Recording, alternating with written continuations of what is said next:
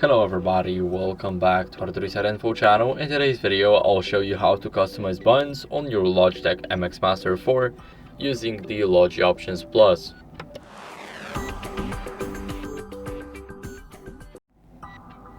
So first, what you guys want to do is open up the Logitech Options Plus application on your either Windows or Mac. So here I have it.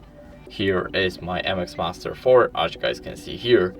And now what we're gonna do is we're gonna go over and select the buttons category if we're not in it. Now here we have the buttons. For an example, we have the middle button, and here we can customize it, for an example, to show and hide desktop. Now the shift wheel mode, we can also change it. The horizontal scroll can be volume up and down. And here from the back we can, let's say, select the undo.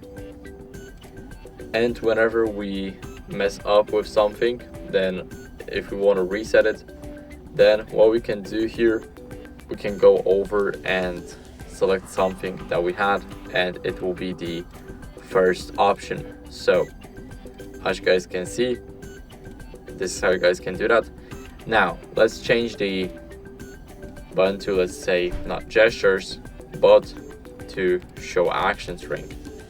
So now we're gonna change this button right here, or maybe we're gonna change the scroll here to change the volume up and down. And now as you guys can see, whenever I do that, you will see that the volume is changing. Now by clicking on the scroll wheel, we have our action string, and this is how we can easily customize those buttons. So I hope this video was helpful. If it was, then leave a like, subscription, and a comment, and I'll see you in the next one. Bye.